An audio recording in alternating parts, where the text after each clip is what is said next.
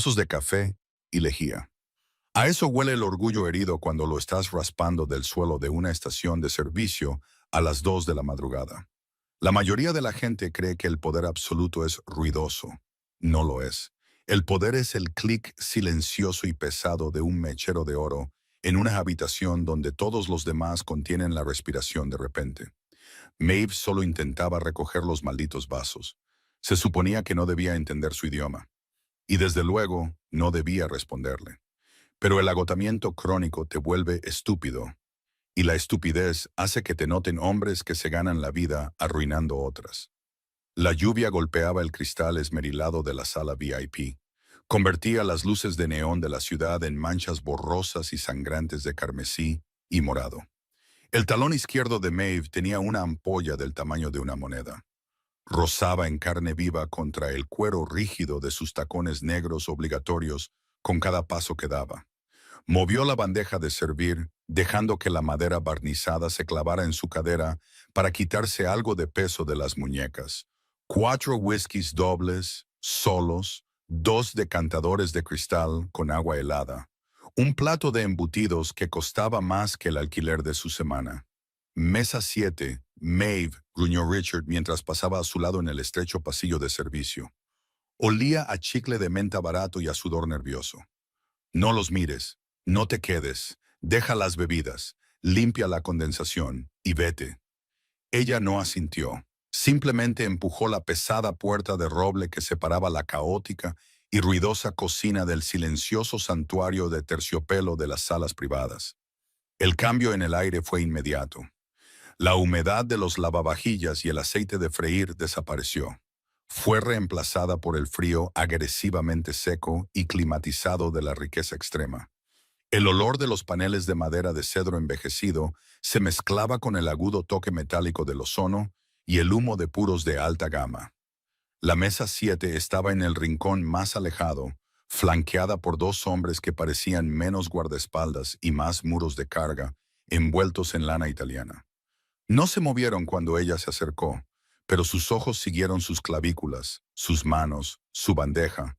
Buscaban una amenaza en una mujer que llevaba un chaleco de poliéster y un delantal manchado de granadina.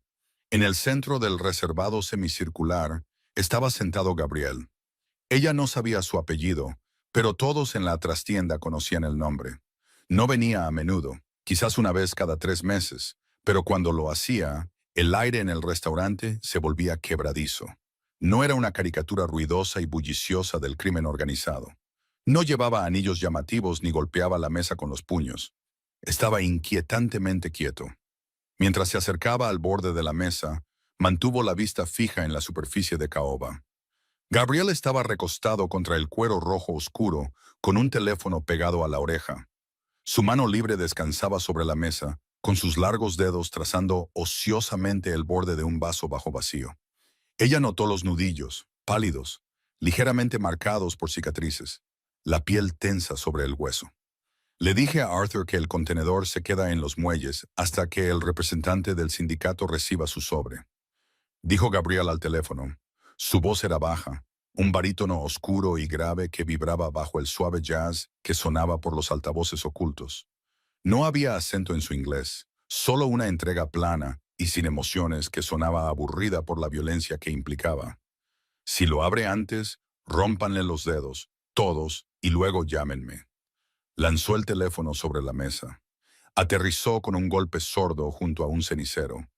Maeve tragó el nudo seco en su garganta y avanzó, mecánicamente, deslizando el primer vaso de Macallan sobre el posavasos de cuero grabado. Sus dedos temblaban ligeramente, no por miedo, sino porque llevaba 11 horas de pie, y su nivel de azúcar en sangre estaba cayendo tan bruscamente que su visión se estaba volviendo borrosa por los bordes. «Tenemos una fuga en el Distrito Sur», murmuró uno de los hombres frente a Gabriel. «Llamémoslo el lugarteniente». Tenía una cicatriz irregular que le atravesaba la ceja izquierda y llevaba una corbata que parecía demasiado apretada para su grueso cuello. Alguien ha estado hablando con los federales sobre el almacén. Gabriel no lo miró. Estaba mirando su teléfono, con los músculos de la mandíbula flexionándose rítmicamente. Extendió la mano y agarró el vaso que ella acababa de poner, levantándolo antes de que pudiera siquiera colocar el agua a su lado. Se movió hacia el siguiente hombre, equilibrando la bandeja con la mano izquierda mientras se estiraba con la derecha. Los músculos de su hombro gritaron en protesta. Solo concéntrate en los vasos, se dijo a sí misma. Ponlos en la mesa. No derrames nada. No hagas ruido. Ve al callejón de atrás, fúmate medio cigarrillo y finge que tu vida no se ha estancado por completo a los 26. Entonces ocurrió. Mientras se estiraba para dejar la bebida del lugarteniente, el pesado decantador de cristal con agua se movió en su bandeja. La condensación en el fondo había vuelto resbaladiza la madera barnizada. Sintió el horrible deslizamiento a cámara lenta. Giró bruscamente la muñeca para atraparlo, sobrecompensando. El decantador se mantuvo en pie, pero un solo cubo de hielo sólido se derramó por el borde, cayendo por el aire y aterrizando de lleno en el teléfono de Gabriel. Golpeó la pantalla de cristal con un chasquido agudo. Toda la mesa se congeló. El lugarteniente dejó de hablar a mitad de frase. Los dos guardaespaldas cambiaron de peso y sus zapatos de cuero crujieron ruidosamente contra el suelo de madera. Maeve se quedó helada, con la mano suspendida en el aire, la bandeja quemándole la palma. Se quedó mirando el cubo de hielo que descansaba sobre la pantalla negra del teléfono. Un pequeño charco de agua ya comenzaba a formarse alrededor de la lente de la cámara. El silencio en el reservado era absoluto. Se sentía pesado, sofocante, como la caída de presión justo antes de una tormenta. No intentó coger el hielo. Su cerebro falló, repasando rápidamente el protocolo de disculpa, pero su garganta estaba completamente cerrada. Gabriel miró el teléfono. Luego, muy lentamente, giró la cabeza y la miró. Sus ojos eran del gris opaco y plano del hormigón mojado. No había un destello inmediato de ira en ellos. Solo un profundo agotamiento hasta los huesos mezclado con un silencioso asco. La miró como se mira a una cucaracha que ha corrido inoportunamente sobre tu zapato. Algo demasiado patético como para siquiera enfadarse. Solo una molestia que necesitaba ser eliminada. Finalmente encontró aire para respirar. Señor, lo siento mucho. Déjeme. Se llevó la mano al paño metido en los cordones de su delantal. Gabriel levantó un solo dedo. El movimiento fue tan mínimo, tan casual, pero la detuvo en seco. Retiró la mano agarrando el borde de su bandeja de servir hasta que sus nudillos se pusieron de un blanco amoratado. No le habló a ella, ni siquiera siguió mirándola. Volvió su mirada a su lugarteniente, apoyó la cabeza en el reservado de cuero rojo y suspiró profundamente. El aire salió de su nariz en un silbido lento y agudo. Luego habló, no en inglés, Shu al-Kalba. Las palabras golpearon el aire como un golpe físico, aunque solo ella pareció sentir el impacto. Su estómago se desplomó, un peso frío de plomo cayendo directamente a través de su pelvis. El ruido ambiental de la sala, el tintineo de los vasos, el apagado metal de la pista de jazz de repente sonaron a kilómetros de distancia. Estaba hablando árabe levantino. Kifa Gabi, continuó Gabriel, su tono conversacional, teñido de un desprecio cansado. Cogió su vaso de whisky, mirando el líquido ámbar. Shogi, mira esto, asustada y estúpida. Que Dios se apiade de los días en que tratábamos con hombres. Me traen esta basura para que presencie mis negocios. El lugarteniente soltó una risa baja y áspera, cogiendo su propio vaso. Claramente entendía lo suficiente del dialecto como para captar el insulto. Le sonrió con desdén, una curva perezosa y depredadora de sus labios. Su corazón comenzó a martillear contra sus costillas. Un sudor caliente y punzante brotó a lo largo de la línea de su cabello. Se suponía que ella no debía saber lo que él decía. Para ellos, ella era solo un fantasma con un uniforme barato. Una chica estadounidense sin nombre y sin rostro, que servía licor caro en una ciudad que devoraba a la gente para desayunar. Asumían que los límites de su mundo eran las puertas batientes de la cocina y la parada de autobús en la calle Cuarta. No sabían de los 3 años que pasó en Amán. No sabían de las cabinas de traducción polvorientas y sofocantes donde intentó mediar en diálogos para una organización no gubernamental en ruinas. No sabían cómo se había atragantado con los sonidos guturales hasta que su garganta sangró. Cómo había aprendido a leer la escritura cursiva en los costados de edificios bombardeados. Había dejado atrás esa vida porque no podía soportar su futilidad. Huyó de vuelta a los Estados Unidos solo para descubrir que su título no valía nada y su trauma no era comercializable. Ahora aquí estaba ella, la basura, la perra asustada y estúpida. Gabriel finalmente extendió la mano, pellizcó el cubo de hielo entre el pulgar y el índice y lo dejó caer en el cenicero.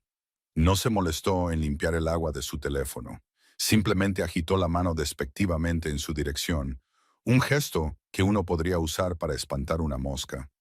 Fuera de aquí, le gruñó el lugarteniente en inglés, con voz áspera. Manda a Richard con unas servilletas y dile que si vuelve a mandar a otra idiota torpe, buscaremos un nuevo lugar para beber. Debería haber asentido, debería haber bajado la mirada, murmurado una disculpa patética y haberse escabullido de vuelta a la cocina. Eso era supervivencia. Esa era la jugada inteligente. Richard le gritaría, le descontaría las propinas, quizás la pondría en el turno de día durante una semana, pero respiraría. Se iría a casa, remojaría sus pies ampollados en sales de Epsom y se despertaría mañana para hacerlo todo de nuevo. Pero mientras estaba allí, mirando el perfil afilado e indiferente de Gabriel, algo dentro de ella simplemente se rompió. No fue una ruptura ruidosa y dramática. Fue silenciosa. Se sintió como una goma elástica gastada que finalmente cede. Estaba tan cansada. Estaba tan increíble y profundamente cansada de ser pequeña. Estaba cansada de disculparse por ocupar espacio. Cansada de hombres ricos sentados en habitaciones oscuras, actuando como si fueran dueños del oxígeno que ella respiraba. Colocó su bandeja de servir vacía contra su cadera. Se enderezó, sintiendo el horrible crujido en la parte baja de su espalda mientras ajustaba su postura. No retrocedió, no se retiró. En cambio, metió la mano en su delantal, sacó la servilleta de lino blanco doblada y la arrojó sobre la mesa. Aterrizó suavemente justo sobre el charco de agua en el teléfono de Gabriel. El lugarteniente se puso rígido. Los dos guardaespaldas movieron instantáneamente sus manos hacia las chaquetas de sus trajes, la tela tensándose sobre fundas ocultas. El susurro de la lana cara fue ensordecedoramente fuerte. Gabriel dejó de moverse. Su pulgar se detuvo sobre el borde de su vaso. Lenta, deliberadamente, giró la cabeza para mirarla de nuevo. El aburrimiento plano y sin vida de sus ojos grises había desaparecido, reemplazado por un repentino enfoque afilado como una navaja. Su boca estaba tan seca que sentía como si estuviera masticando arena. Sus manos temblaban, pero forzó su voz para que se mantuviera estable. Fijó sus ojos directamente en los de él, negándose a que se desviaran. Al-Jabanaka, dijo ella. Su acento no era perfecto. Habían pasado casi 2 años desde que había hablado el idioma en voz alta, y las palabras rasparon la parte posterior de su garganta, pero la pronunciación fue clara, gutural, auténtica. Los ojos de Gabriel se abrieron una fracción de milímetro. Fue una microexpresión, una pequeña contracción de los músculos alrededor de su mandíbula, pero en un hombre hecho de piedra fue una reacción sísmica. Respiró lentamente, dejando que la adrenalina inundara sus venas, quemando el agotamiento de sus piernas. Continuó manteniendo su volumen bajo, igualando su tono conversacional anterior. Jabán, solo un cobarde se esconde detrás de otro idioma para insultar a alguien que le sirve. Eso no muestra tu poder. Muestra que eres un cobarde. El silencio que siguió fue completamente diferente al anterior. Esto no era la pesada presión de una tormenta. Esto era el vacío de una bomba, justo antes de que golpee la onda expansiva. El rostro del lugarteniente perdió todo su color. Miró de ella a Gabriel, su boca abriéndose ligeramente en shock. Entendió lo que ella había dicho. Gabriel la miró fijamente. No parpadeó. El aire entre ellos se sentía espeso, eléctrico, zumbando con una tensión repentina y violenta. Podía ver el sutil pulso latiendo rápidamente en el hueco de su cuello, justo encima del cuello de su camisa hecha a medida. Podía oler el agudo aroma metálico de su colonia, de repente abrumador en sus fosas nasales. Su mente le gritaba: «Corre, vete, discúlpate, suplica». El instinto de autoconservación golpeaba contra su caja torácica, frenético y desesperado. Acababa de llamar cobarde a un jefe de la mafia en su cara, en su propio idioma privado, en una habitación llena de sus hombres armados. Iba a terminar en el maletero de un Lincoln antes de que su turno terminara oficialmente. Pero sus pies estaban clavados en el suelo. Enfrentó su mirada con un agotamiento hueco y sin vida propio. Si iba a matarla, tendría que hacerlo mientras la miraba. Durante 5 segundos agónicos, nadie respiró. El lugarteniente se movió primero. Maldijo en voz baja y comenzó a deslizarse fuera del reservado, su mano hundiéndose decididamente en su chaqueta. «Pequeña».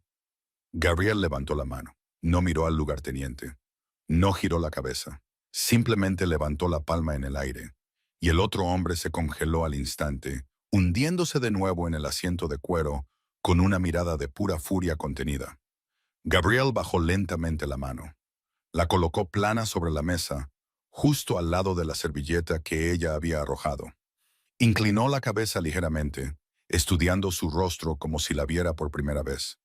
Sus ojos escanearon las ojeras bajo sus ojos, el cuello barato y deshilachado de su camisa, el agarre tenso y blanco de sus nudillos en la bandeja de servir. No estaba enojado. Esa era la parte más aterradora. Parecía intrigado.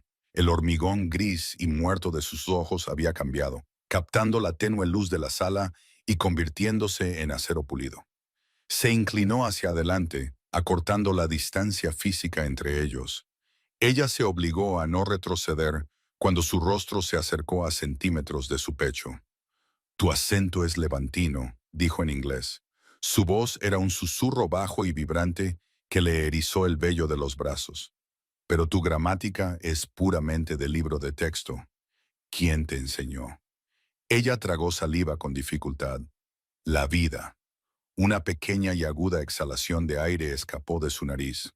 Podría haber sido una risa, pero el sonido no tenía absolutamente nada de humor. «La vida», repitió él, probando la palabra en su lengua. Extendió la mano y recogió la servilleta húmeda, limpiando lentamente el agua de la pantalla de su teléfono. Dobló el lino cuidadosamente en un cuadrado perfecto y lo dejó. «La vida nos enseña muchas cosas, camarera. Principalmente nos enseña cuándo mantener la boca cerrada». «Entonces supongo que fui una mala estudiante», respondió ella, su voz quebrándose ligeramente en la última sílaba. Los ojos de Gabriel se desviaron hacia su boca, observando sus labios temblar antes de volver a fijarse en su mirada. «Ya veremos», murmuró suavemente. Cogió su vaso de whisky y lo levantó unos centímetros en el aire. Un brindis burlón. Tomó un sorbo lento y deliberado, sin romper nunca el contacto visual. Ella no esperó a que la despidiera por segunda vez. Sentía las piernas como si fueran de arena mojada, pero las obligó a moverse. Se dio la vuelta, presentando su espalda a una mesa de asesinos, y caminó hacia las puertas de la cocina. Cada paso se sentía como caminar a través de aguas profundas. Esperó el grito. Esperó que la mano pesada se cerrara sobre su hombro, que la fría presión del metal contra su columna vertebral. No pasó nada. Empujó las puertas de roble y el ruido y el calor de la cocina la golpearon de nuevo. En el momento en que la puerta se cerró detrás de ella, la adrenalina se evaporó por completo. Sus rodillas cedieron. Golpeó su mano contra el mostrador de preparación de acero inoxidable para sostenerse. La bandeja de servir cayó ruidosamente al suelo.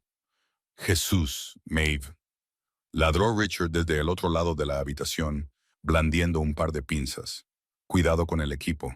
Se aclaró la garganta. «¿Dejaste lo de la mesa 7?» Se apoyó pesadamente en el mostrador, jadeando en busca de aire, sintiendo el sudor frío correr por su espalda. El olor a aceite de freír le dio ganas de vomitar. «Sí», logró decir apretando los ojos. La mesa 7 está lista. Pero incluso mientras lo decía, sabía que estaba mintiendo. Porque mientras estaba allí temblando en el calor grasiento de la cocina, todavía podía sentir el peso fantasma de sus ojos grises y planos quemándole un agujero justo entre los omóplatos. Había exigido ser vista. Y que Dios la ayudara, él la estaba mirando. Lejía industrial y cerveza rancia. Ese era el perfume del turno de noche. Sus manos estaban sumergidas en un fregadero de acero inoxidable lleno de agua jabonosa hirviendo, fregando agresivamente el lápiz labial de un vaso alto. La fricción de la esponja contra el borde era un chirrido áspero y repetitivo que se clavaba directamente en la base de su cráneo. Eran las 3:15 de la madrugada. La sala finalmente había desangrado a sus últimos clientes, dejando atrás nada más que servilletas arrugadas, aros de condensación en las mesas de caoba y el agrio olor a grano fermentado. Su corazón no había detenido su ritmo frenético e irregular desde que salió de la sala VIP. Seguía esperando que las puertas de la cocina se abrieran de golpe. Seguía preparándose para la voz estridente de Richard exigiéndole que vaciara su taquilla o algo peor. Seguía escuchando los pasos pesados y sincronizados de hombres que no se molestaban en llamar. Ninguno de los dos llegó. En cambio, terminó con los vasos. Arrastró las alfombras de goma al callejón trasero y las roció con una manguera a presión que goteaba agua helada por todas sus zapatillas. El viento de noviembre soplaba a través del estrecho corredor entre los edificios de ladrillo, trayendo olores de contenedores de basura mojados y gases de escape. Tiritó violentamente. Un uniforme de poliéster no proporcionaba ningún aislamiento. «Ya terminaste, Maeve», gruñó Richard, asomándose por la puerta trasera. No la miró. Estaba ocupado contando una pila de recibos. «Cierra la puerta al salir». No la despidió. Ni siquiera mencionó la mesa 7. Ella asintió aturdida, envolviendo su barata bufanda de acrílico alrededor de su cuello. Cogió su bolso de lona de la sala de descanso y empujó la pesada puerta metálica contra incendios hacia el callejón. La ciudad a esa hora era un cascarón de hormigón hueco. La lluvia había cesado, pero las calles estaban resbaladizas y negras, reflejando el brillo amarillento y enfermizo de las farolas. Caminó 3 manzanas hasta la parada del autobús, sus zapatillas mojadas chirriando rítmicamente contra el pavimento. La ampolla en su talón se había reventado hacía una hora. Ahora era solo un ardor sordo y rítmico. El refugio del autobús olía a orina vieja y cartón mojado. Se sentó en el frío banco de plástico, abrazando sus rodillas contra el pecho para conservar el calor corporal. ¿Qué había hecho? La adrenalina había desaparecido por completo, dejando un vacío nauseabundo. Sus manos comenzaron a temblar de nuevo, no por el frío, sino por una ola de terror tardía y aplastante. Apretó los ojos, presionando los talones de sus palmas contra su frente. Había mirado a un operador de cartel, un jefe de la mafia, lo que demonios fuera Gabriel, directamente a sus ojos grises y planos, y lo había llamado cobarde. Recordó la quietud absoluta de su postura, la forma en que su mano se había aplanado junto a la servilleta. No se había enfurecido. Había sentido curiosidad. Eso era infinitamente peor. La ira es una emoción. Arde con fuerza y finalmente se extingue. La curiosidad es un parásito. Se clava. Un par de faros barrieron el asfalto mojado, rompiendo su espiral. Levantó la vista, entrecerrando los ojos a través del resplandor. No era el autobús de la ciudad. Era un sedán pesado y oscuro. Un Lincoln o un Mercedes, no podía distinguirlo en la oscuridad. Pasó lentamente por la parada del autobús, con una lentitud deliberada y agónica. Las ventanas estaban tintadas de un negro profundo, absorbiendo las luces amarillas de la calle sin reflejarlas. No se detuvo. Simplemente pasó de largo, los neumáticos haciendo un sonido húmedo y desgarrador contra los charcos antes de girar en la esquina y desaparecer. Dejó de respirar hasta que las luces traseras se desvanecieron. Era solo un coche, solo un conductor nocturno. Eso es lo que se dijo a sí misma mientras el traqueteante y enorme armazón del autobús de la calle Cuarta finalmente coronaba la colina. Pagó su billete, caminó hasta el final y se sentó en el asiento de la esquina sobre el eje trasero. La calefacción debajo de la ventana estaba rota, soplando aire tibio y polvoriento contra sus espinillas. Apoyó la cabeza en el cristal de seguridad vibrante y observó cómo los escaparates en decadencia se desdibujaban al pasar. Su apartamento era un cuarto piso sin ascensor, en un barrio donde las sirenas de la policía eran básicamente ruido blanco. Subió las escaleras, los músculos de sus muslos temblando de fatiga. Desbloqueó el cerrojo, la cadena y la cerradura de la manija, abriendo la puerta de madera deformada. El estudio estaba helado. El radiador traqueteaba inútilmente en la esquina, un ritmo metálico y hueco. No encendió las luces. Dejó su bolso en el suelo del linóleo de la cocina, fue directamente al pequeño baño manchado de óxido y se quitó el uniforme. Olía a humo de cigarrillo y comida frita. Lo metió en una bolsa de basura de plástico y la ató. Se quedó en la ducha hasta que el agua pasó de tibia a helada, frotando su piel con una pastilla de jabón barato hasta dejarla en carne viva. Quería lavarse toda la noche de encima. Quería lavarse a man de encima. Quería borrar las palabras árabes que la habían traicionado, el idioma que había enterrado bajo una montaña de agotamiento mundano de salario mínimo. Se metió en la cama, subiéndose la delgada colcha hasta la barbilla. Se quedó en la oscuridad, mirando las manchas de humedad en el techo. Escuchó el viento sacudir el cristal suelto de la ventana. Sobrevivió. Estaba en casa. Mañana era miércoles. Tenía un turno doble. La vida continuaría. Pero mientras finalmente se sumía en un sueño fracturado y superficial, todo lo que veía eran esos ojos grises, planos y sin vida, observándola desde la oscuridad. Se despertó con un dolor de cabeza que se sentía como un clavo oxidado clavado justo entre sus sienes. La dura y anémica luz del final de la mañana se filtraba a través de las persianas rotas de su ventana. La pantalla de su teléfono le devolvía la mirada desde la mesita de noche. 11:45 de la mañana. Tenía exactamente 45 minutos para tragar un puñado de ibuprofeno, beber algo parecido a café y llegar a su trabajo de día en el restaurante al otro lado de la ciudad. Le dolían los huesos con una fatiga profunda a nivel de la médula. El recuerdo de la sala VIP se sentía distante, amortiguado por la realidad inmediata y apremiante de la pobreza. Tenía que pagar el alquiler en 4 días. No tenía el lujo de la angustia existencial. Se puso un par de vaqueros descoloridos y un pesado suéter gris que había comenzado a deshilacharse en los puños. Se ató el pelo húmedo en un nudo desordenado en la base de su cuello. El restaurante era una reliquia cubierta de grasa en el borde del distrito industrial, un lugar donde camioneros de larga distancia y mecánicos locales bebían café negro en tazas de cerámica desconchadas. El aire en el interior era espeso con el olor a grasa de tocino quemada, sirope de arce y cuero viejo. Era una pesadilla caótica, ruidosa y con luz fluorescente, y normalmente le encantaba precisamente por esa razón. Era imposible pensar aquí dentro. La mesa 4 necesita una limpieza, Maeve, y el tipo del reservado de la esquina lleva 10 minutos esperando una recarga. Gritó Sarah por encima del siseo de la plancha mientras se ataba un delantal manchado alrededor de la cintura. En ello estoy, carraspeó. Su voz sonaba como cristal machacado. Cogió un trapo húmedo y una cafetera nueva de descafeinado, abriéndose paso entre los estrechos y abarrotados pasillos. La hora punta del almuerzo era ruidosa. Cubiertos que chocaban, conversaciones superpuestas, la campana aguda de la línea de cocina. Era normal, era perfecta y maravillosamente mundano hasta que dobló la esquina hacia los reservados del fondo.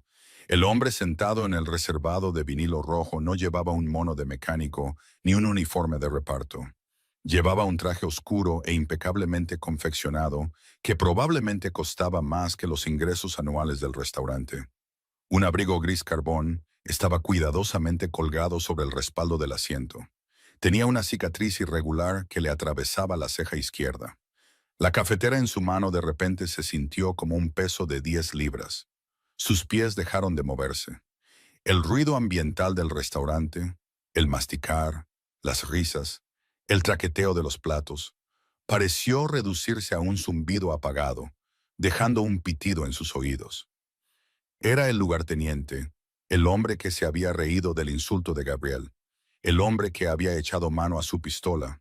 No estaba mirando un menú, no estaba mirando su teléfono, la estaba mirando directamente a ella, sus manos cruzadas pacientemente sobre la mesa de fórmica. Su estómago se desplomó, una piedra fría y pesada cayendo en su pelvis. Miró a su alrededor frenéticamente. Sarah estaba discutiendo con el cocinero. Dos clientes habituales discutían sobre deportes en la barra. Nadie notó al depredador sentado en la esquina. Nadie notó que el oxígeno acababa de ser succionado de la habitación. No podía correr. Su delantal estaba atado firmemente alrededor de su cintura, tirándola hacia este suelo. Su bolso estaba en la trastienda. Tomó una respiración superficial y temblorosa. Agarró el asa de la cafetera hasta que le dolieron los nudillos y se obligó a caminar hacia adelante. No muestres miedo, susurró el instinto de supervivencia. Lo huelen como la sangre. Se detuvo en su mesa. No dijo una palabra. Simplemente levantó la cafetera y vertió un chorro de café negro en la pesada taza blanca que descansaba frente a él. Su mano tembló ligeramente, unas pocas gotas salpicaron la mesa. El lugarteniente observó cómo el líquido oscuro se derramaba por el borde. No se inmutó. Descuidada, murmuró. Su voz era áspera, como una bisagra oxidada. Habló en inglés, desprovisto de la diversión perezosa de la noche anterior. Ella dejó la cafetera con un golpe sordo. ¿Qué quieres? Mantuvo su voz plana, baja. No miró sus manos, aunque sabía exactamente lo que se escondía bajo la solapa de esa chaqueta cara. No respondió de inmediato. Metió la mano en el bolsillo interior de su chaqueta, su respiración se entrecortó, sus músculos se tensaron, preparándose para una violencia súbita y ruidosa. En cambio, sacó un sobre grueso de color crema. Lo colocó directamente sobre las gotas de café derramadas en la mesa. El papel grueso absorbió el líquido oscuro al instante, manchando los bordes nítidos. Al señor Rossi no le gustan los cabos sueltos, dijo el lugarteniente en voz baja. Se inclinó hacia adelante, apoyando sus gruesos antebrazos en la mesa. Olía fuertemente a menta y cordita. Tampoco le gustan las coincidencias. Una camarera que entiende árabe levantino deja caer un vaso sobre su teléfono la misma noche que estamos discutiendo la seguridad del puerto. Puedes ver cómo se ve eso. Parece un accidente, replicó ella, su voz más tensa, más delgada de lo que quería. Dejé caer un cubito de hielo. Eso es todo. El lugarteniente sonrió. No llegó a sus ojos. Lo llamaste cobarde, cariño. Accidente o no, te hiciste visible. Ese fue tu error. Golpeó el sobre con un dedo grueso. Dentro hay una compensación por tus turnos restantes de esta semana. Te vas a tomar los próximos 3 días libres de tus 2 trabajos. Tu jefe aquí ya ha sido informado de que tuviste una emergencia familiar. En la sala saben que estás enferma. El pánico se encendió en su pecho. No puedes hacer eso. Necesito estos turnos. No puedo simplemente. Puedes y lo harás.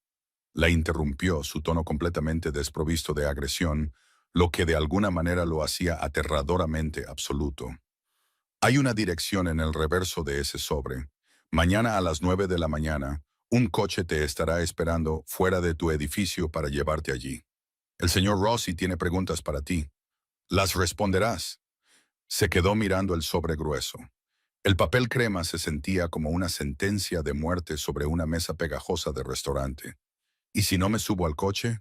Susurró, con la garganta ardiendo. El lugarteniente cogió la taza de café hirviendo. No sopló. Tomó un sorbo lento y deliberado. Sabemos que vives en el 4º piso, Maeve. Sabemos que tu cerradura está rota.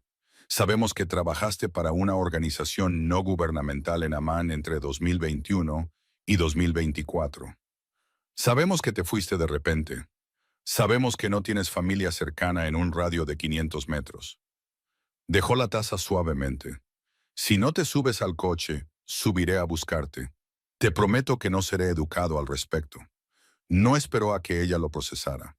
Se levantó, cogió su abrigo y pasó a su lado hacia la salida. La campana sobre la puerta del restaurante tintineó alegremente mientras salía la tarde gris. Se quedó helada, mirando el reservado de vinilo vacío. Una gota de café derramado cayó del borde de la mesa y salpicó la punta de su zapatilla. Extendió la mano y cogió el sobre. Era pesado. Se sentía como sostener un ladrillo. Le dio la vuelta. Con una precisa tinta de pluma estilográfica negra, había una dirección escrita en el reverso. No era un almacén. No eran los muelles. Era una dirección en el distrito financiero. El coche negro, esperando en el bordillo de su calle a la mañana siguiente, parecía violentamente fuera de lugar contra el telón de fondo de cubos de basura desbordados y ladrillos pintados con grafitis. El motor estaba en marcha, un ronroneo bajo y apenas perceptible que vibraba a través de la acera agrietada. Eran exactamente las 9 de la mañana. No había dormido. Había pasado la noche mirando el sobre, que contenía más dinero del que ganaba en 3 meses, atado en una única y aterradoramente ordenada pila de billetes de 100. No lo había tocado. Había preparado una pequeña bolsa de lona a las 2 de la madrugada, fantaseando con la idea de huir antes de darse cuenta de que el lugarteniente había dejado claro su punto. Huir solo convertiría esto en una cacería. Estaba total y dolorosamente atrapada por la logística de la pobreza. Salió de su edificio con su mejor par de pantalones y un jersey de cuello alto negro, tratando de proyectar una armadura que no poseía. El aire frío de la mañana le mordía las mejillas. Mientras se acercaba al coche, la puerta trasera se abrió. Un hombre con un traje oscuro, no el lugarteniente, alguien más joven con una nariz chata y rota, asintió secamente. No habló. Se deslizó en el asiento trasero. La puerta se cerró con un pesado golpe de sellado al vacío, cortando por completo el ruido de la ciudad. El interior olía a cuero caro y ozono. Se hundió en el asiento, juntando las manos en su regazo para evitar que temblaran. El coche se alejó suavemente del bordillo, deslizándose por el barrio en decadencia, como un tiburón en aguas turbias. Condujeron en total silencio durante 20 minutos. Observó cómo cambiaba el paisaje a través del cristal tintado. Las bodegas y las vallas de alambre dieron paso gradualmente a imponentes fachadas de cristal, plazas de mármol pulido y hombres con maletines. El distrito financiero, el corazón del flujo sanguíneo legítimo de la ciudad. El coche descendió a un aparcamiento subterráneo, bajando en espiral 3 niveles antes de detenerse en una sección VIP privada y bien iluminada. Ascensor, ático, dijo el conductor, sus primeras y únicas palabras. Ella salió. El aire en el garaje era seco y olía a neumáticos calientes. Caminó hasta el hueco del ascensor privado, pulsando el único botón disponible. Las puertas de acero se abrieron al instante. No había botones dentro, solo un escáner biométrico que aparentemente reconoció el peso de la llegada del coche. Porque las puertas se cerraron y su estómago se encogió mientras el ascensor subía disparado. Esperaba una mazmorra.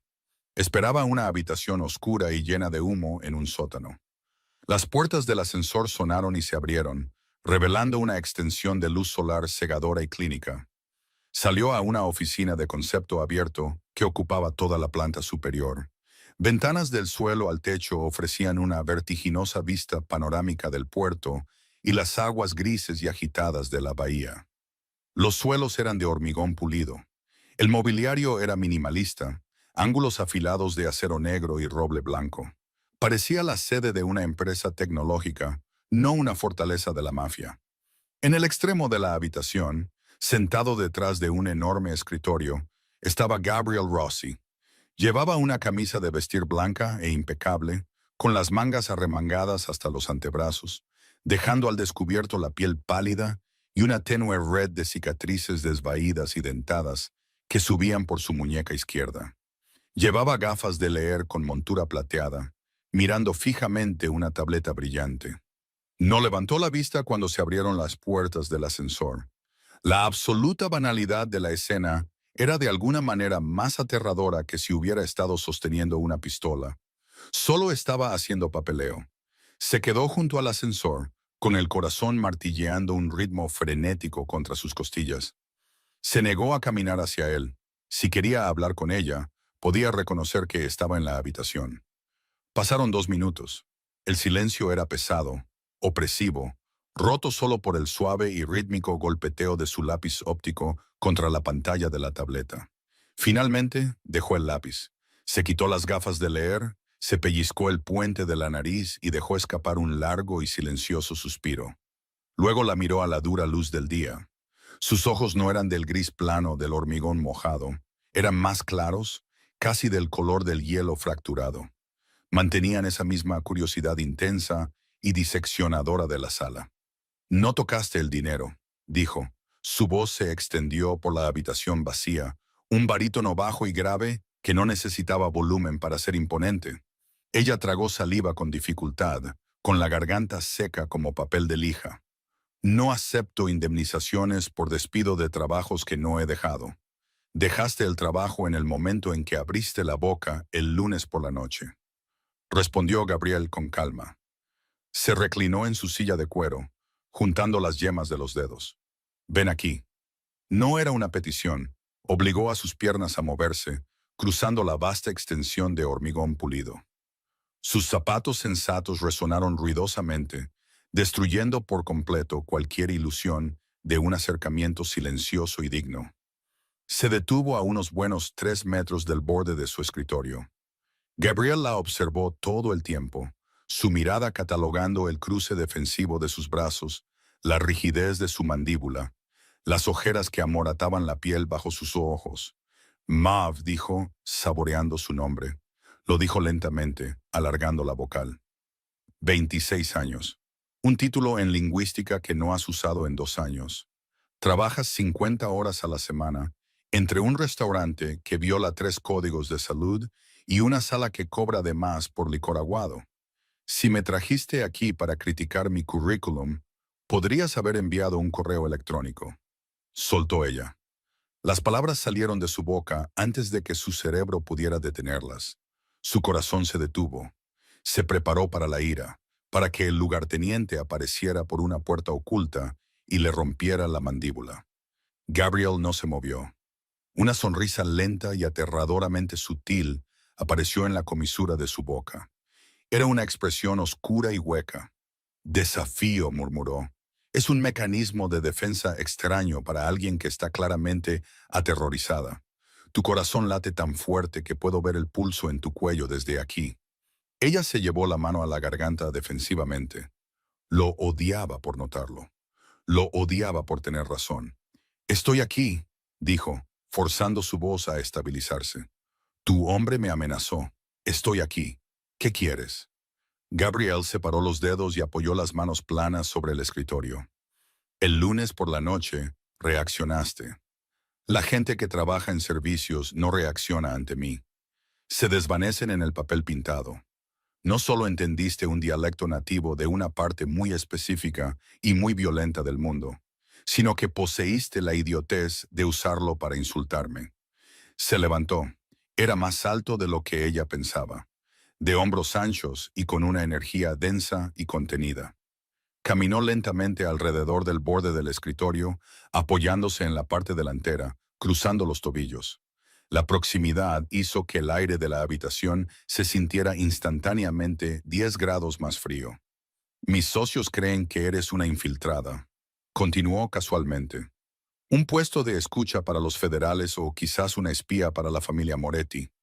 Creen que tu pequeño arrebato fue un desliz calculado, una forma de construir un puente. Yo sirvo bebidas, señor Rossi, dijo ella rotundamente, mirándolo directamente a los ojos. No construyo puentes. Dejé caer un cubito de hielo. Gabriel inclinó la cabeza. Eso es lo que dices. Pero luego está el asunto de Amán. 3 años mediando traducciones para una organización no gubernamental de refugiados. Y luego, abruptamente, regresas a los Estados Unidos y abandonas por completo tu campo, eligiendo en su lugar fregar baños y servir café. Dio un solo paso hacia ella.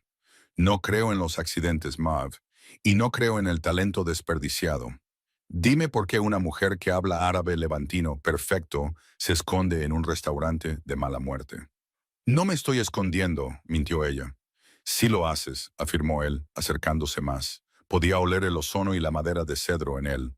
Ahora estás aterrorizada. Estás vibrando con ello.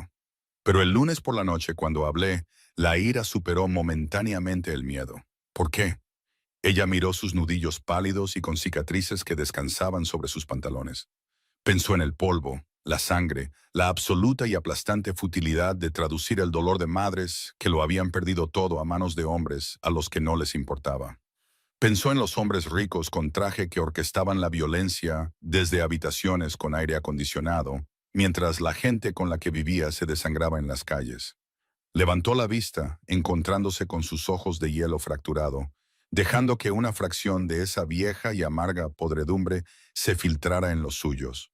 Porque pasé 3 años viendo a hombres exactamente como tú destruir vidas en un idioma que tuve que aprender a hablar. Susurró. Las palabras rasgaron su garganta. Y me prometí a mí misma que nunca dejaría que uno de vosotros me hablara con desprecio en él de nuevo. Gabriel se quedó perfectamente quieto. La sonrisa desapareció de sus labios. El desapego clínico en sus ojos se hizo añicos, reemplazado por una repentina y pesada oscuridad que se sentía como la gravedad arrastrándola hacia el abajo. Gabriel no parpadeó.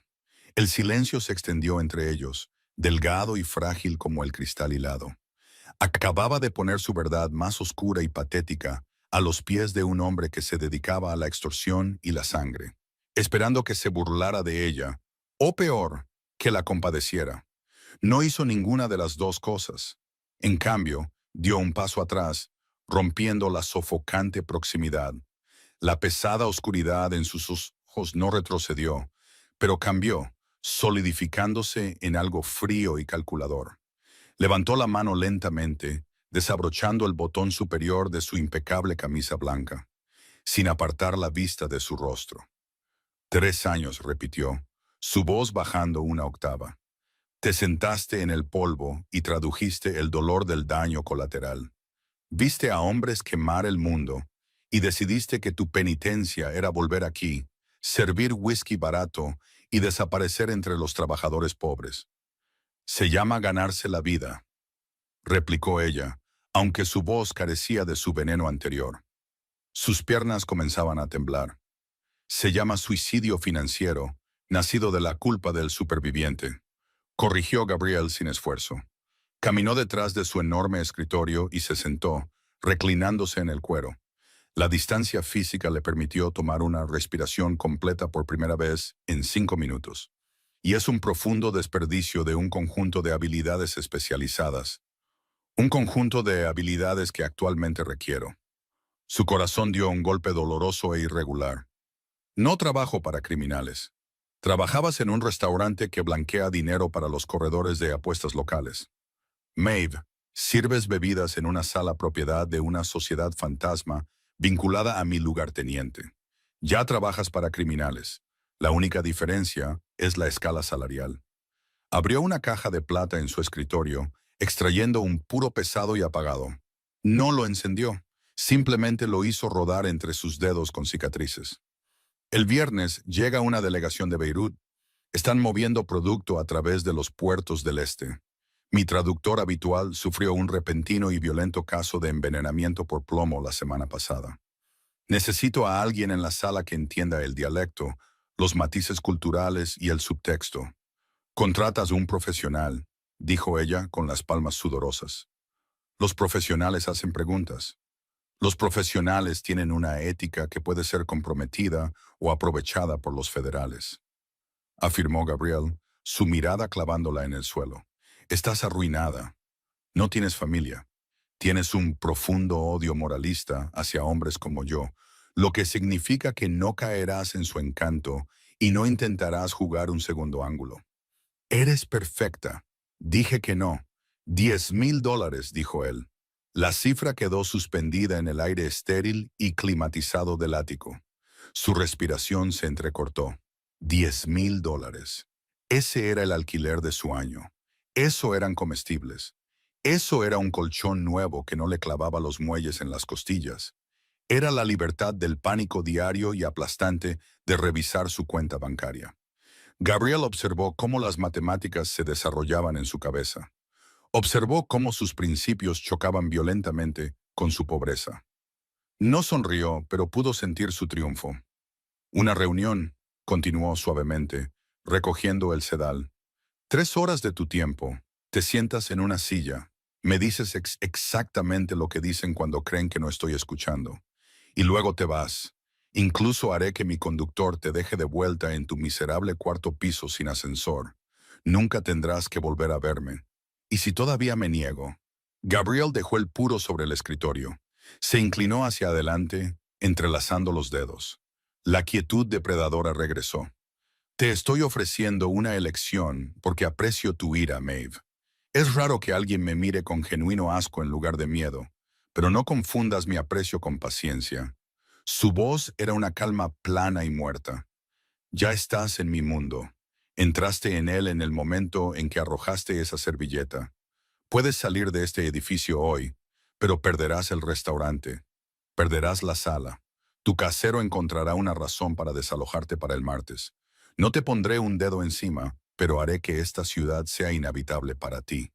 No era una amenaza. Era un informe meteorológico, absoluto, inevitable y completamente fuera de su control. Lo odió en ese momento con una pureza que sabía a cobre en la parte posterior de su garganta. Odiaba el corte caro de su ropa, el poder sin esfuerzo que ejercía desde una silla de escritorio ergonómica.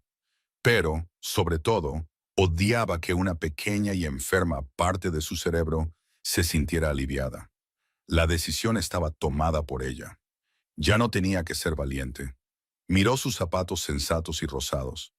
El viernes, confirmó Gabriel. Mi sastre enviará una selección de ropa a tu apartamento mañana. No permitiré que mi traductor parezca que ha salido de un contenedor de segunda mano. Te pondrás lo que te envíen. El coche te recogerá a las 8. Cogió su lápiz óptico y tocó la pantalla de la tableta, volviendo a su papeleo. La audiencia había terminado. Se quedó allí un largo momento, con los puños apretados a los costados. Quería gritar, quería volcar su escritorio. En cambio, se dio la vuelta y caminó de regreso hacia el ascensor. Las puertas se abrieron silenciosamente. Mientras entraba, miró hacia atrás. Gabriel no estaba mirando su tableta. La estaba observando. El hielo fracturado de sus ojos la siguió hasta que las puertas de acero se cerraron, sellándola dentro de su nueva realidad. Lana estructurada y seda lavada en seco.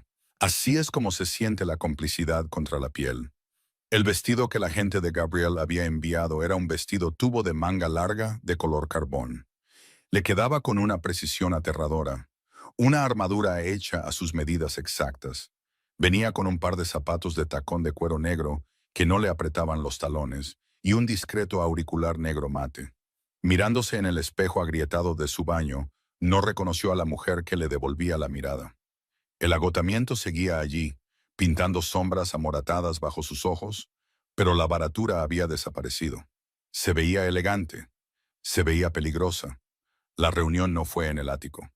El coche la dejó en un almacén sin ventanas y sin marcar en el distrito de los mataderos. El aire olía a sal, hierro oxidado y sangre vieja. Gabriel ya estaba allí, de pie cerca de una cinta transportadora oxidada, flanqueado por el lugarteniente y otros 4 hombres que parecían masticar grava para desayunar. Gabriel llevaba un abrigo negro sobre un traje oscuro, con las manos en los bolsillos. Cuando la vio acercarse, sus ojos recorrieron lentamente su cuerpo de forma clínica. «Das el pego», murmuró mientras ella se detenía a su lado. «Me siento como una rehén con un disfraz muy caro», respondió ella, mirando directamente a las pesadas puertas de metal corrugado al otro extremo de la habitación. Gabriel soltó una breve y oscura exhalación que podría haber sido una risa. «A los rehenes no se les paga. Ponte el auricular. Cuando hablen, traducirás directamente a mi oído. No resumas, no filtres. Si insultan a mi madre, quiero la frase exacta. Entendido».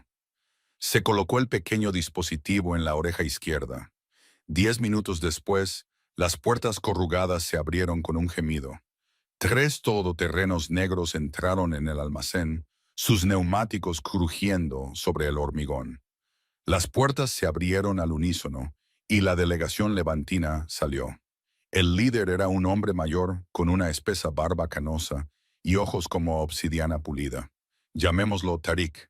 Llevaba un traje occidental, pero se movía con la pesada y deliberada arrogancia de un señor de la guerra. Sintió un repentino y nauseabundo destello de memoria muscular, el olor a polvo, el traqueteo de los disparos, el calor pesado de Amán. Clavó sus uñas perfectamente cuidadas en las palmas de sus manos hasta que el dolor la ancló. Gabriel dio un paso adelante.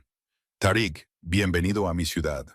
Gabriel, respondió Tariq en un inglés con fuerte acento, extendiendo una mano. El apretón de manos fue breve, una colisión de dos depredadores probando la tensión en la habitación. Se movieron a una mesa improvisada, una caja de madera cubierta por una lona, y comenzaron las negociaciones. Durante los primeros 20 minutos, hablaron en inglés. Discutieron sobre contenedores de envío, sobornos a sindicatos y seguridad portuaria. Fue una maldad increíblemente aburrida y burocrática. Entonces Tariq se reclinó, juntando las yemas de los dedos. Cambió al árabe, mirando a su segundo al mando. El italiano está desesperado, murmuró Tariq suavemente, las consonantes guturales rodando suavemente de su lengua. Perdió su posición en el sur. Presiona por el reparto de 70-30. Si se niega, retenemos las armas en Chipre hasta que se desangre. Su corazón se aceleró frenéticamente. Tocó el micrófono oculto en su cuello y susurró en él, su voz apenas un aliento. Cree que estás desesperado. Sabe lo del Distrito Sur. ¿Quiere un reparto de 70-30 o va a retener el envío en Chipre? Gabriel no reaccionó. Ni un músculo de su rostro se movió. Mantuvo sus ojos fijos en Tariq, una máscara de total aburrimiento inexpresivo. Ofrezco 60-40, dijo Gabriel en inglés, su voz suave y plana. Eso es más que generoso dada la tensión actual en los puertos. Si insistes en 70, encontraré otro proveedor. Tariq sonrió, una expresión fría y vacía. Se volvió hacia su hombre, hablando de nuevo en árabe. Ve su farol, no tiene otro proveedor. Y si insiste, dile a los muelles que hagan huelga, que se ahogue en su propia logística. Tariq se volvió entonces hacia Gabriel, sonriendo cálidamente en inglés. Amigo mío, 60-40 es un insulto al riesgo que corremos. Ella tradujo la amenaza en árabe al oído de Gabriel. Esta vez lo vio, la microscópica tensión en la mandíbula de Gabriel, la repentina y violenta quietud de sus manos. Iba a matarlos, no iba a negociar. Iba a dar una señal a su lugarteniente y el almacén se iba a convertir en un matadero. Conocía esa mirada. La había visto en los rostros de los señores de la guerra justo antes de que un pueblo ardiera. El segundo al mando de Tariq se burló, murmurando algo en voz baja en un dialecto local lleno de jerga. Shufal Kalbel Mat, Mafioru. Mira a este perro muerto. No tiene alma. Fue un insulto severo, un desafío a su masculinidad, a su autoridad. Gabriel esperó su traducción. El silencio se alargó. El lugarteniente cambió de peso, su mano acercándose peligrosamente a su chaqueta. El aire en el almacén se volvió quebradizo, el oxígeno convirtiéndose en gasolina, esperando una chispa. Si le decía a Gabriel lo que el hombre acababa de decir, la gente iba a morir. Estaría en medio de un tiroteo. La sangre mancharía su vestido. El trauma del que había huido a medio mundo de distancia estaría aquí mismo, empapando sus caros zapatos de cuero. Pulsó el botón de su cuello. Ha dicho que eres un negociador duro. Susurró en el micrófono, su voz firme, sin traicionar nada. Se está quejando a Tariq de que están perdiendo dinero, pero aceptarán 65. Era una mentira masiva, peligrosa y calculada. Los ojos de Gabriel se desviaron hacia ella por una fracción de segundo.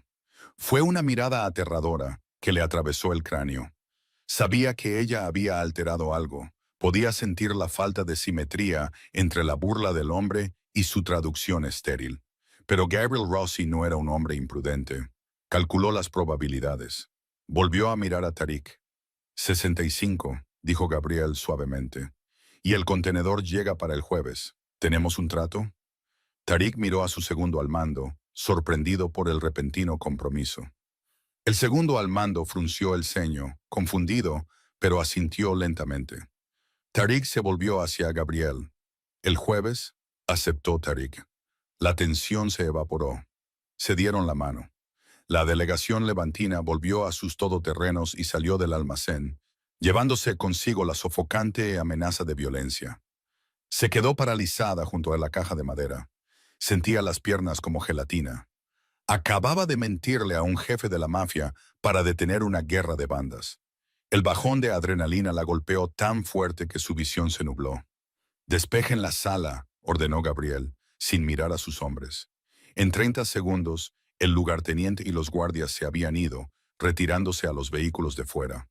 Las pesadas puertas de metal se cerraron con un estruendo, sumiendo el almacén en un silencio tenue y polvoriento. Estaba a solas con Gabriel. Gabriel caminó hacia ella lentamente. Sus pasos resonaban en el hormigón, deliberados y pesados.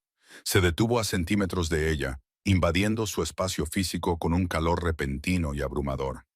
Olía a madera de cedro, pólvora e intención depredadora. «Quítate el auricular», ordenó suavemente. Sus manos temblaban tanto que se le cayó el pequeño dispositivo de plástico al suelo.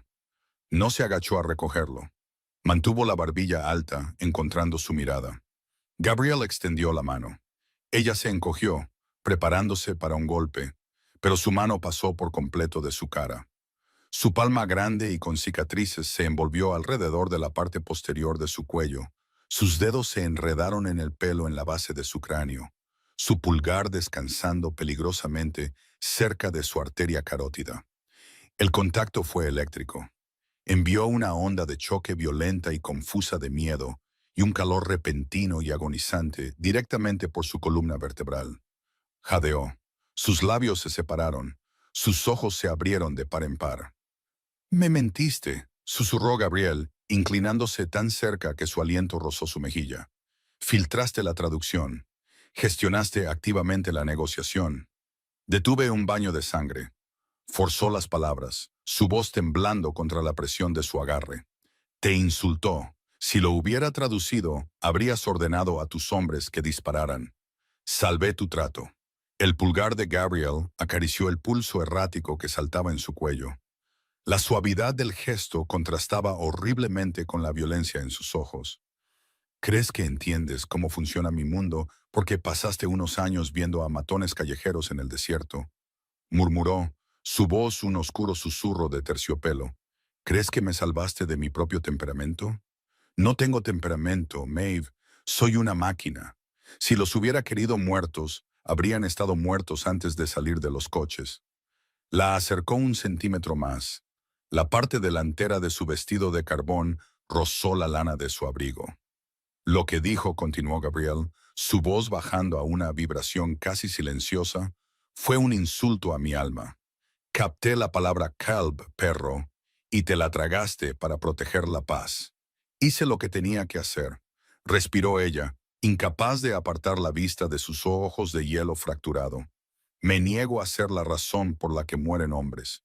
«Ya lo eres», respondió él simplemente. «En el momento en que entraste en este almacén, te convertiste en parte de la maquinaria. Facilitaste el movimiento de armas que inevitablemente acabarán con vidas. Ya no estás limpia, Maeve. Estás cubierta de ello». La verdad de sus palabras la golpeó como un golpe físico. La superioridad moral a la que se había aferrado, la ira justiciera, había desaparecido. Había aceptado los $10,000. Se había puesto el vestido. Había negociado el trato. No era una espectadora inocente, era una cómplice. Lágrimas de pura frustración asomaron a las comisuras de sus ojos, pero se negó a dejarlas caer. Gabriel observó cómo la revelación se apoderaba de ella. La dureza de su rostro se suavizó una fracción. No soltó su cuello. En cambio, su otra mano subió, apoyándose plana en la parte baja de su espalda, atrayéndola completamente contra su pecho. «Lo odias», murmuró, mirando su boca. «Odias estar aquí». «Te desprecio», susurró ella, las palabras temblando. «Lo sé», respondió él, «pero odias más el restaurante. Odias más ser invisible. Durante 3 años has sido un fantasma. Hoy tuviste las vidas de 10 hombres en tu garganta y tomaste una decisión. Sentiste el poder de ello. Tenía razón. Dios tenía razón. Debajo del terror, debajo de la culpa aplastante, había una emoción oscura e intoxicante. Ella había importado. Había controlado la habitación.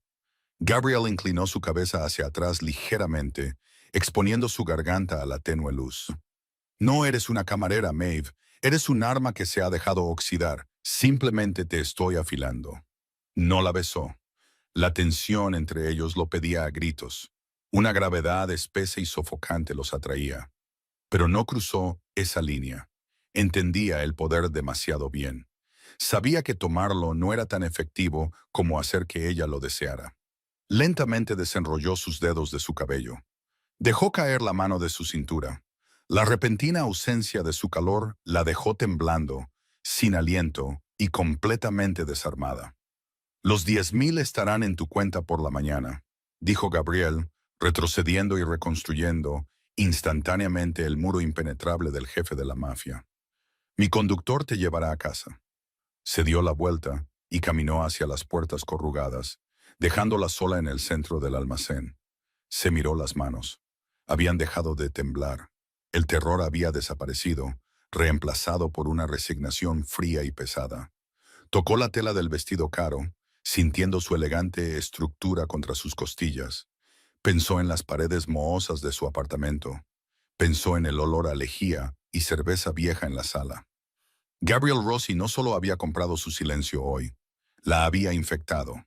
Le había mostrado el corazón oscuro y palpitante de su mundo, y luego se había alejado, sabiendo exactamente lo que dejaba atrás. No iba a volver al restaurante. Ambos lo sabían. ¿Estás enganchado a esta tensión oscura y a fuego lento? Si tu pulso se aceleró durante el peligroso juego de traducción y control de Maeve y Gabriel, no querrás perderte lo que viene. La línea entre enemigo y cómplice se ha roto, y Maeve está entrando de lleno en las sombras. Dale a me gusta si te encantan los romances crudos y moralmente ambiguos. Comparte este video con otros lectores de romance oscuro y pulsa el botón de suscribir para no perderte las partes finales de la tóxica y embriagadora historia de Maeve y Gabriel. Déjamelo saber en los comentarios.